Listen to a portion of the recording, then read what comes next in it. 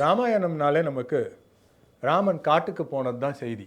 காட்டுக்கு போன ராமன் கிட்ட கையில் வில் யார் கொடுத்தது, அம்பு யார் கொடுத்தது, யார் அந்த வெப்பன் சப்ளையர்? த்ரில்லர் மூவி பார்க்குற மாதிரி இருக்கா? கொஞ்சம் திரும்பி பார்த்தா குள்ளமாக ஒருத்தர் தெரிகிறார் நமக்கு. ஆமாங்க, அகத்தியர். அகத்தியர் தான் அவர் கையில் வில் கொடுத்துருக்கிறார்.